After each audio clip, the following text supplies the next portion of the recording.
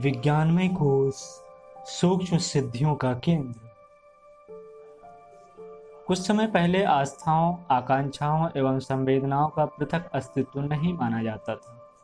उसे विचार पद्धति का ही एक रूप कहा गया था। अचेतन मन के पुराने अभ्यासों का उभार भर मनोविज्ञानी उसे मानते थे, पर अब उसका स्वतंत्र अस्तित्व मान लिया गया है।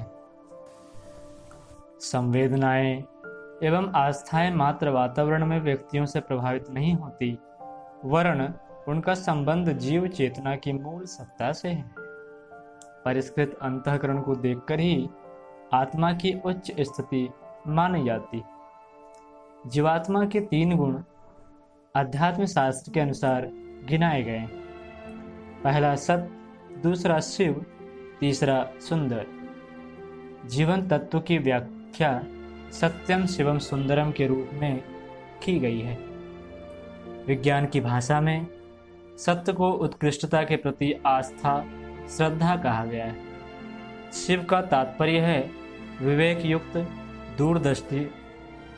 दूरदर्शी दृष्टिकोण। तदनुरूप आकांक्षाओं का प्रवाह। सुंदरम अर्थात सौंदर्य बोध, कलात्मकता एवं संवेदना। आत्मभाव का जिस पर भी आरोपण होता है वह सुंदर लगन लगता है।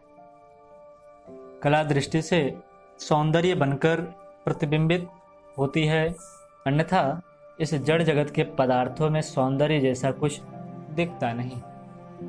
आस्था, उमंग एवं सरसता के समन्वय को अंतःकरण या अंतरात्मा कहा जा सकता है। पुरानी परिभाषा में मन, बुद्धि, चित्त और अहंकार को अंतःकरण चतुष्टय कहा जाता रहा है। अस्तु यदि वस्तु स्थिति समझने और उस नामकरण में भ्रम उत्पन्न होता हो तो अंतःकरण के स्थान पर अंतरात्मा शब्द प्रयुक्त हो सकता है। मानस शास्त्र के अनुसार इसे चेतना की अत्यंत परिष्कृत स्थिति कह सकते हैं। इसमें भौतिक तत्वों का कम और आत्मिक उत्कृष्टता का समावेश अधिक है। भौतिकता प्रधान मन पर वासना, तृष्णा एवं अहंता ही छाई रहती। उसमें स्वार्थ सिद्धि ही प्रधान आधार होती है।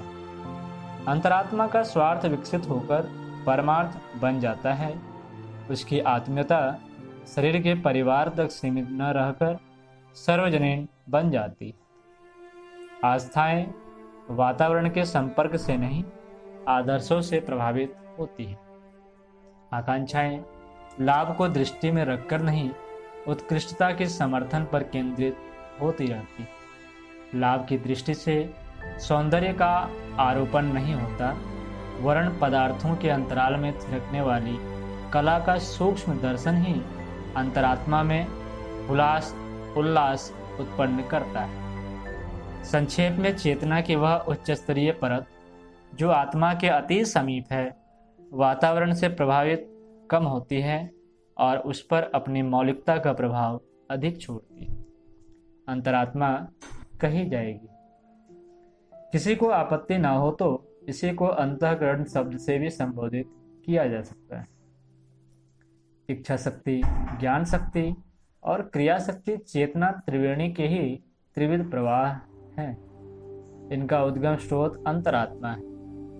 वहाँ की उमंगे ही इच्छा को दिशा देती है।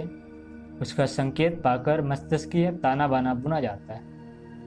वहाँ के निर्देशों का पालन बिना ननु नच किए शरीर स्वामी भक्त सेवक की तरह करता रहता है। इन तथ्यों पर विचार करने से स्पष्ट हो जाता है कि आत्मा और संसार का संपर्क सूत्र इसी केंद्र से जुड़ता है। जीवन का स्वरूप यहीं बनता है और उसका प्रवाह यहीं से निस्तृत होता है। मनोविज्ञान की भाषा में इसे सुपर चेतन कह सकते हैं। दार्शनिकों ने इसे अतिमानस माना है।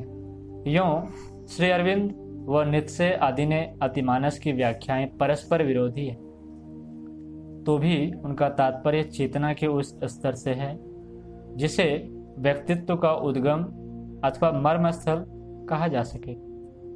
प्रत्येक सूक्ष्मदर्शी व्यक्ति के अस्तित्व में मूलभूत सत्ता इस अंतरात्मा की ही काम करती पाई गई और उसी की सर्वोपरि गरिमा स्वीकार की गई। साधना विज्ञान में इसी अंतरात्मा को विज्ञानमय कोश कहा गया है। उसके परिष्कृत प्रयासों को योगाभ्यासों में सर्वोच्च स्थान प्राप्त है। आस्थाओं का परिमार्जन होने से जीवन के बहिरंग स्वरूप में कायाकल्प होती देर नहीं लगती। वाल्मीकि, अंगुलीमाल, आम्रपाली, अजामिल, सूर और तुलसी आदि के जीवन परिवर्तन को एक प्रकार से आध्यात्मिक कायाकल्प ही कह सकते हैं। सामान्य स्थिति के मनुष्य असामान्य स्तर के महामानव बने हैं। इसमें भी आस्थाओं का उन्नयन ही प्रधान भूमिका निभाता दृष्टिगोचर होता है। कबीर, दादू, रैदास, रामदास, रामकृष्ण, विवेकानंद, शंकराचार्य एवं दयानंद आदि महामानव परिस्थितियों के हिसाब से कुछ अच्छी स्थिति में नहीं जन्मे थे। लिंकन और वाशिंगटन आदि की प्रगति में उनकी परिस्थिति की नहीं, मनः स्थिति की ही प्रधान भूमिका रही। ध्रुव, प्रहलाद, बुद्ध, महावीर आदि जन्मे तो राज परिवारों में थे, पर व्यक्तित्व को उच्च स्तरीय बनाने का कोई वातावरण उपलब्ध नहीं था।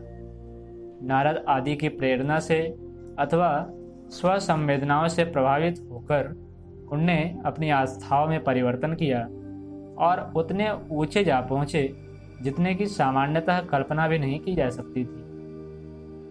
यह अंतःकरण के परिवर्तन एवं परिष्कार का ही चमत्कार है।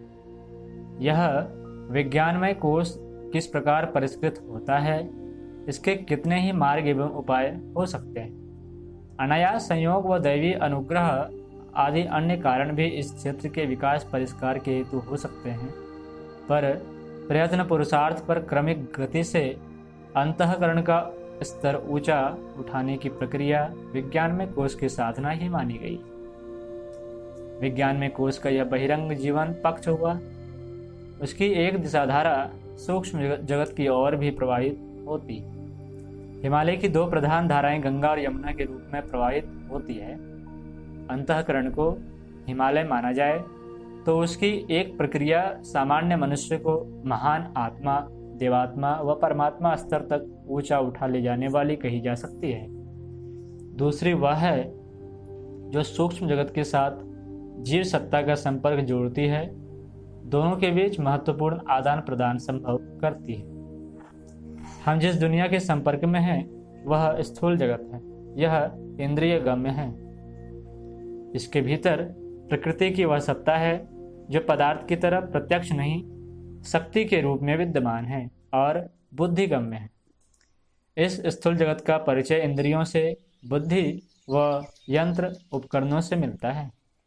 पदार्थों और प्रकृति शक्तियों का लाभ उठा सकना भी उपयुक्त स्थूल साधनों से संभव हो जाता है। इससे आगे सूक्ष्म जगत का अस्तित्व आरंभ होता है, जो इंद्रिय गम्य न होने से अतीन्द्रिय या इंद्रियातीत कहा जाता है। प्रयोगशाला में उसे प्रमाणित नहीं किया जा सकता। बुद्धि ही उसका आधार और कारण समझ सकने में समर्थ होती है। इतने पर भी उस सूक्ष्म जगत का आधार अपने स्थान पर चट्टान की तरह अडिग है। उसका अस्तित्व स्वीकार करने के अतिरिक्त कोई चारा नहीं। जहाँ तक मानवीय बुद्धि का संबंध है, वहाँ अतीन्द्रिय कही जाने वाली ऐसी हलचलों का पता लगता है जो विदित आधारों से सर्वथा भिन्न है। मनुष्यों के बीच चलने वाले विचार संचार को टेलीपैथी कहते हैं। दूरवर्ती घटनाओं का अनायास आभास मिलने के असंख्य प्रमाण मिलते हैं। इसे दूरदर्शन कह सकते हैं।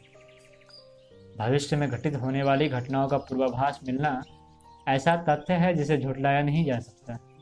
ऐसे घटनाक्रम यूं सर्वदा सब पर प्रकट नहीं होते, फिर भी जब भी जिन्हें भी ऐसी अनुभूतियां हुई हैं वे ऐसी हैं जिनके आधार पर किसी अविज्ञात सूक्ष्म जगत का परिचय मिलता है और विदित होता है कि उसमें भी अपनी ही दुनिया की तरह कुछ न कुछ हलचलें होती अवश्य है। मरणोत्तर जीवन को प्रमाणित करने में भूत प्रेतों के अस्तित्व और पुनर्जन्म के विवरण एक समस्या के रूप में सामने आते हैं। जीवन के उपरांत जीवात्मा की सत्ता कहाँ रहती है, वहाँ उसका निवास निर्वाह कैसे होता है, इन प्रश्नों का समाधान सूक्ष्म जगत का अस्तित्व स्वीकार किए बिना और किसी तरह हो ही नहीं सकता। किन्हीं विशिष्ट व्यक्तियों में विचित्र प्रकार की अतिमानवीय क्षमताएं देखी गई है। इन्हें चमत्कारी सिद्धियां कहा जाता है। साफ वरदान से लेकर आश्चर्यजनक कृत्य उपस्थित कर देने तक की विचित्रताएं कैसे और कहां से उत्पन्न होती है, इसका उत्तर सूक्ष्म जगत की सत्ता स्वीकार किए बिना और किस प्रकार दिया जा सकता है। जन्मजात रूप से किन्हीं बालकों में ऐसी विशेषताएं पाई जाती है जिनकी सामान्य विकास क्रम के साथ कोई संगति नहीं बैठती। किन्हीं की स्मृति एवं सूझबूझ ऐसी होती है जिसे विलक्षण कहा जा सकता है। भूमिगत जल स्रोतों को बताकर जल समस्या के समाधान के चमत्कार कितने ही सिद्ध पुरुषों ने दिखाए हैं। बिना अन्न जल के निर्वाह शरीर विज्ञान की दृष्टि से असंभव है, पर पौहारी बाबा वृंदावन निवासी काल सन 1825 के बाद का जैसे व्यक्तियों ने उस असंभव का संभव होना सिद्ध किया है। पंजाब के महाराजा रंजीत सिंह की निगरानी में हरिदास नामक साधु ने कई महीने की लंबी भूमि समाधि ली थी। ऐसे चमत्कार अन्यत्र भी दृष्टिगोचर होते रहते हैं। देवताओं का अनुग्रह, मृतात्मा के सहयोग, मंत्र साधना के प्रतिफल आदि ऐसे अनेक तथ्य हैं जिन्हें अंधविश्वास कहकर टाला नहीं जा सकता। मिस्र के पिरामिडों की खोजबीन करने वाले शोधकर्ताओं पर विपत्तियों के पहाड़ टूटते रहे हैं। उन्हें संयोग मात्र कहने से काम नहीं चल सकता। योगियों में पाई जाने वाले कई तरह की विचित्रताएं अकारण नहीं हो सकती। ईश्वर भक्तों को जो विशिष्टताएं उपलब्ध होती रही हैं वे मूढ़ मान्यताएं भर नहीं हैं। दंत कथाएं उनसे जुड़ी तो हो सकती है, पर वह पूरे का पूरा अंधविश्वास भर है। यह कह देना तथ्यों से आंखें मींच लेने जैसा होगा। बुद्धि की समझ में जो न आए वही अप्रामाणिक और वही अविश्वस्त यह दुराग्रह कुछ समय पहले तक तो प्रबल था, पर अविचारशीलों ने संतुलन साधा है और गंभीरतापूर्वक सूक्ष्म जगत के अस्तित्व का शोध किया जा रहा है। सूक्ष्म जगत की एक ऐसे ही भौतिकवादी सत्ता सामने आ खड़ी हुई है जो अध्यात्मवादियों के द्वारा प्रतिपादित सूक्ष्म जगत से भी विचित्र और सशक्त है। यह मान्यता प्रति पदार्थ की, प्रति विश्व की है। एंटी मैटर एंटी यूनिवर्स के तथ्य इस प्रकार सामने आए हैं कि उनके आधार पर एक अपने साथ सटे हुए विलक्षण विश्व का अस्तित्व जुड़ा देखकर हतप्रभ रह जाना पड़ता है। तंत्र विज्ञान में छाया पुरुष साधना का उल्लेख है। कहा गया है कि मनुष्य की सूक्ष्म सत्ता का प्रतिनिधित्व करने वाला एक जीवित प्रेत होता है और वह साथ ही रहता है। इसकी देवता या भूत प्रेत जैसी साधना करके उसे आज्ञानुवर्ती बनाया जा सकता है। स्थूल शरीर स्थूल कार्य करता है और सूक्ष्म शरीर सूक्ष्म स्तर के काम कर सकता है। छाया पुरुष की सिद्धि में अपना ही एक और शरीर अपने साथ आ जाता है और इन दोनों शरीरों से दो प्रकार के काम एक साथ करना संभव हो जाता है। इस प्रतिपादन में एक प्रति मनुष्य का छाया पुरुष का अस्तित्व और क्रियाकलाप बताया गया है। देखा जाता है कि प्रकाश में अपनी ही एक और छाया उत्पन्न हो जाती है और वह साथ साथ रहती है। सूक्ष्म शरीरधारी छाया पुरुष की स्थिति सजीव छाया जैसी समझी जा सकती है। यह नामकरण इसी आधार पर किया गया है।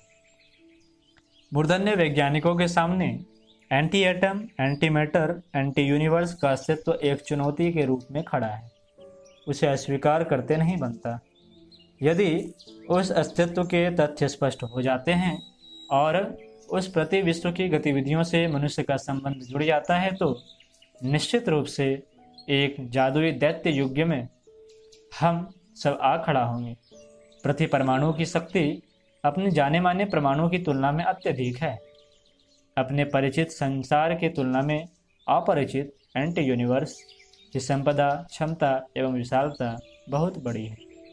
उसके संतुलन में अंतर पड़ जाए तो देखते देखते एंटी यूनिवर्स का महादैत्य अपने प्रत्यक्ष संसार को निगलकर हजम कर सकता है और हिरण्याक्ष की उस पौराणिक कथा का एक प्रत्यक्ष दृश्य उपस्थित हो सकता है जिसमें वह महादैत्य उस पृथ्वी को बगल में दबाकर पाताल लोक को भा गया था।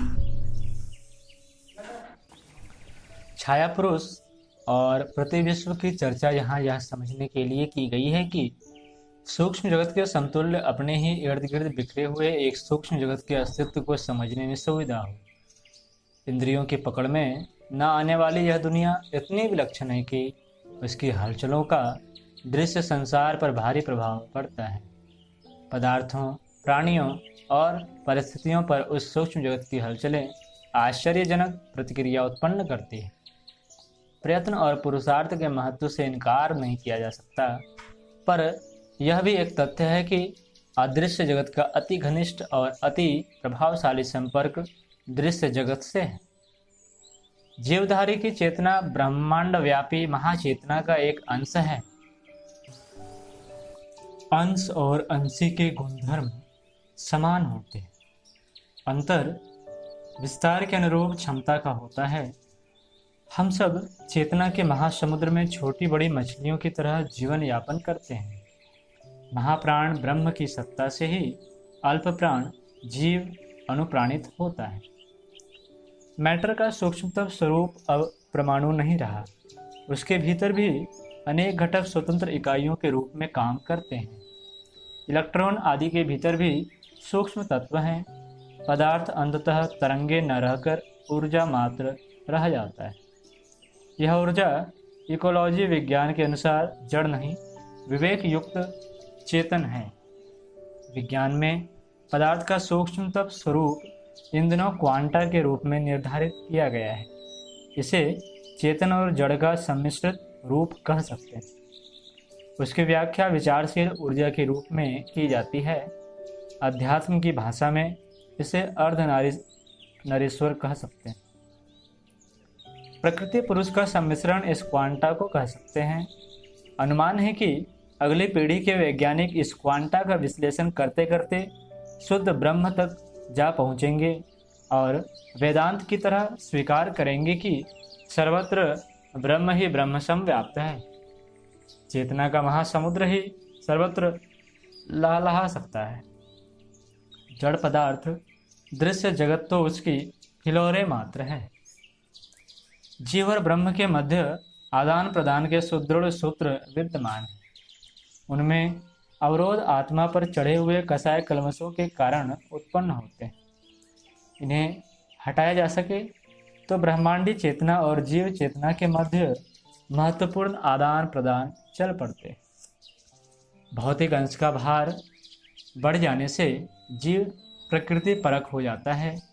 उसकी प्रवृत्ति भौतिक आकांक्षाओं और उपलब्धियों में ही सीमित होती है।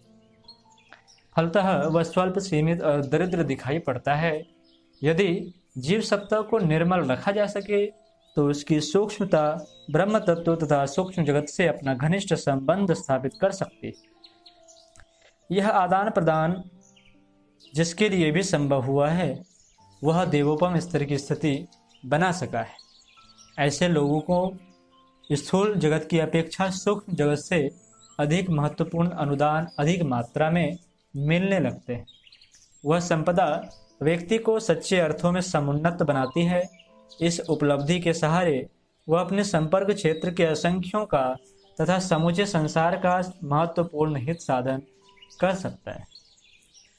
सूक्ष्म जगत का अस्तित्व स्वीकार न करने की बात कुछ शताब्दियों पूर्व अनास्थावादियों की आग्रह पूर्वक कह सकने की स्थिति थी। तब विज्ञान और बुद्धिवाद का इतना विकास नहीं हुआ था। आज की स्थिति भिन्न है। एक के बाद एक तथ्य उभरता हुआ सामने आया है कि उसने सूक्ष्म जगत का विश्व चेतना का प्रतिपादन किया है। तत्वदर्शी मनुष्यों ने तो उसे दृश्य जगत की तरह ही प्रत्यक्ष माना था और उसके साथ संपर्क बनाने का विशाल काय अध्यात्मवादी ढांचा खड़ा किया था। लगता है वह दिन दूर नहीं जब अध्यात्म और विज्ञान सूक्ष्मता के क्षेत्र में मिलजुल कर प्रवेश करेंगे और जड़ चेतन के क्षेत्र को एकाकार करके सर्वतोमुखी प्रगति का पथ प्रशस्त करेंगे। छाया पुरुष साधना की तरह हम स्थूल के साथ साथ सूक्ष्म जगत का भी ज्ञान वृद्धि एवं सुविधा संपदा के लिए उपयोग कर सकते हैं। दृश्य प्राणियों की तरह अदृश्य जगत में विद्यमान अशरीरी समर्थ आत्माओं के साथ संपर्क साध सकते हैं।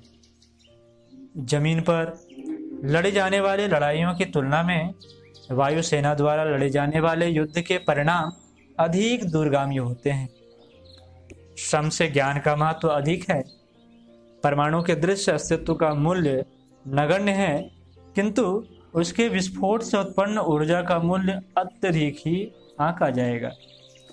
दृश्य शरीर से अदृश्य आत्मा का महत्व कितना है, यह सर्वविदित है।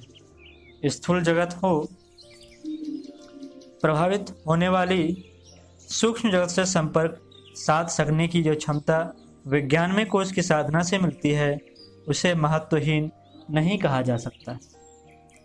विज्ञान में कोश की प्रसुप्त स्थिति को हटाकर उसमें जागृति उत्पन्न कर देने पर मनुष्य सामान्य न रहकर असामान्य बन जाता है। उसे अनेक प्रकार की असाधारण विशेषताएं प्राप्त कर सकने का अवसर मिलता है। सूक्ष्म जगत का उपयोग कर सकने की सफलताओं को सिद्धियां कहा गया है।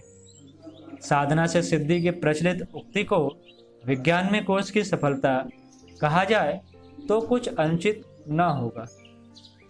सिद्धियों का वर्णन साधना शास्त्र में स्थान स्थान पर मिल सकता है। इस प्रकार की सफलता प्राप्त करने के लिए विज्ञान में कोश के जागरण का प्रयत्न करना पड़ता है। इस संबंध में कुछ संकेत इस प्रकार मिलते हैं।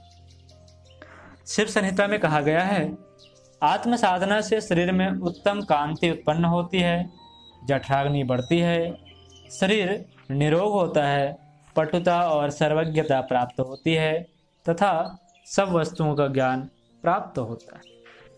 भूत भविष्य और वर्तमान काल की सब वस्तुओं के कारण का ज्ञान होता है।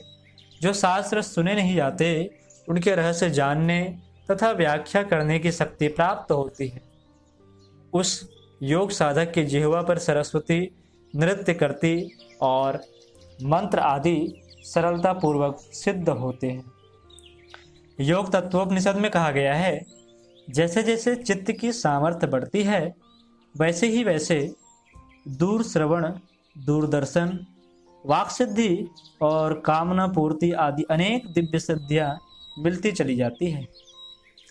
वशिष्ठ संहिता में कहा गया है, आसन से रोग, प्राणायाम से पातक व प्रत्याहार से मनोविकार दूर होते हैं और धारणा से धैर्य, ध्यान से ऐश्वर्य और समाधि से मोक्ष प्राप्त होता है।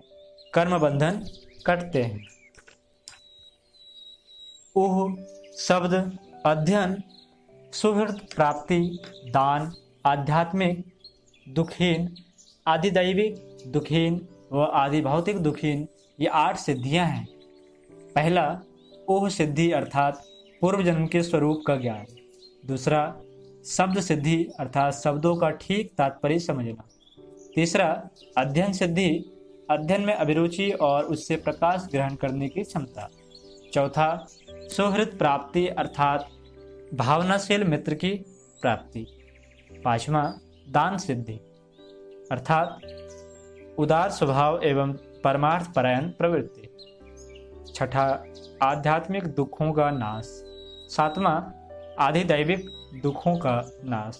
और आठवां आदि भौतिक दुखों का नाश, जिससे हो सके ऐसे विवेक दृष्टि की प्राप्ति होती।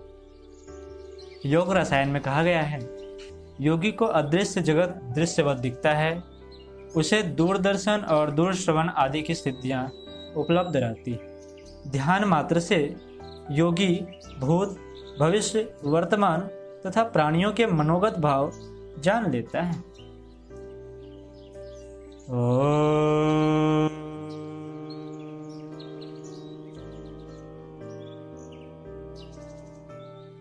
शांति शांति शांति।